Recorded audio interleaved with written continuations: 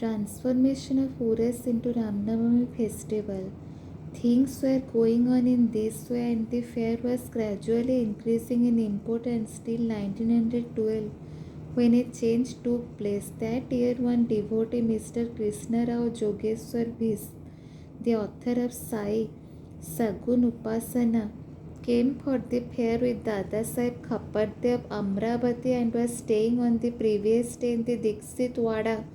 While he was lying in the baranda and while Mr. Laxman Rao alias Kaka Mahajani was going with puja materials to the masjid, a thought arose in his mind and he accosted the latter thus: "There is some providential arrangement in the fact that the Urus or fair is celebrated in Sirdi on Ram Navami. Ram Navami is very dear to all the Hindus. Then why not begin the Ram Navami festival, the celebration of the birth of Sri Ram on this day here?" Kaka Mahajani liked the idea and it was arranged to get Baba's permission in this matter. The main difficulty was how to secure a Haridas who would do kirtan and sing the glories of the Lord on the occasion, but Bhishma solved the difficulty by saying that his Ramakhyan, the composition on Ram's birth, was ready and he would do the kirtan himself while Kaka Mahajani should play on the harmonium. It was also arranged to get the Sunthavada ginger powder mixed with sugar as prasad prepared by Radhakrishna Mai. So they immediately went to the masjid to get Baba's permission. Baba, who knew everything and was aware of what was happening there, asked Mahajani as to what was going on. The Wada, being rather perturbed, Mahajani could not catch the purpose of the question and remained silent. Then Baba asked Bhishma what he had to say. He explained the idea of celebrating Ram Navami festival and asked for Baba's permission, and Baba gladly gave it. All rejoiced and made preparations for the join the festival. Next day, the masjid was decorated with buntings, etc. A cradle was supplied by Radhakrishna Mai and placed in front of Baba's seat, and the proceedings started. Bhishma stood up for kirtan and Mahajani began to play on the harmonium. Sai Baba sent a man to call Mahajani. He was hesitating to go, doubtful whether Baba would allow the festival to go on, but when he went to Baba, the latter asked him as to what was going on and why the cradle was placed there. He answered that the Ram Navami festival has commenced and the cradle was put out for that purpose. Then Baba took a garland from the nimbar niche and placed it around his neck and sent another garland for Bhishma. Then the kirtan commenced.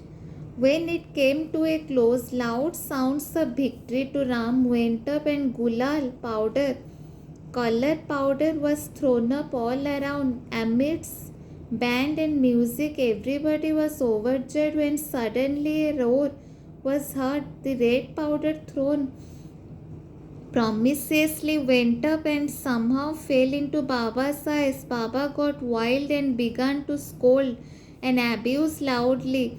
People got frightened and took to their heels. The intimate devotee who knew Baba well took these scoldings and outpourings of Baba as blessings in disguise. They thought that when Ram was born, it was proper for Baba to get wild and enraged to kill Ravan and his demons in form of egoism and weak thoughts, etc. Besides, they knew that whenever a new thing was undertaken at Sirdi, it was usual with Baba to get wild and angry, and so they kept quiet.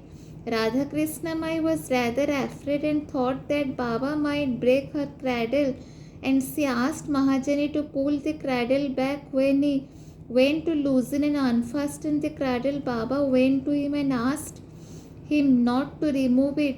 Then after some time, Baba became calm and that day's program, including Mahapuja and Aarti, was finished. Later on, Mr. Mahajani asked Baba for permission to remove the cradle. Baba refused the same, saying that the festival was not yet over. Next day, another kirtan and Gopal Kala ceremony. An earthen pot containing parched rice mixed with curd is hung to be broken after the kirtan and the contents distributed to all, as was done by the Lord Krishna amongst his cowherd friends, was performed, and then Baba allowed the cradle to be removed. While the Ram Navami festival was thus going on, the procession of the two flags by day and that of the sandal by night went up with the usual pomp, and so from this time onwards the urus of Baba was transformed into the Ram Navami festival. From next year, 1913, the items in the program of Ram Navami began to increase. Radhakrishna Mai started a Nam Sapath, singing the glory of God's name continuously day and night for 7 days from 11th day of Chaitra. For this, all devotees took part by turns, and she also joined it sometimes early in the morning. As Ram Navami festival is celebrated in many places all over the country, the difficulty of getting a Haridas was felt again. But 5 or 6 days before the festival, Mahajani incidentally met Balabua, who was known as modern Tukaram, and got him to do the kirtan that year. The next year, 1914, another Balabua Satkar of Birhat Siddha Kave district Satara could not act as a Haridas in his own town as plague was prevailing there, and so he came to Shirdi with Baba's permission, which was secured through Kaka Sahib Dixit.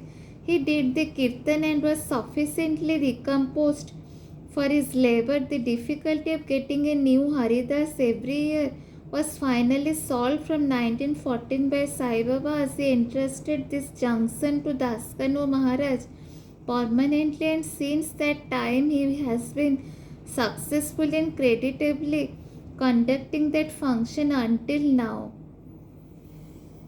Since 1912, this festival began to grow gradually year by year. From the 8th to 12th of Chaitra, Shirdi looked like a beehive of men.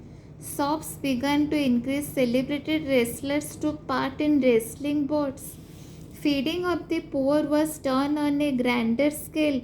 Hard work and sincere efforts of Radhakrishna might turn Shirdi into a sansthan.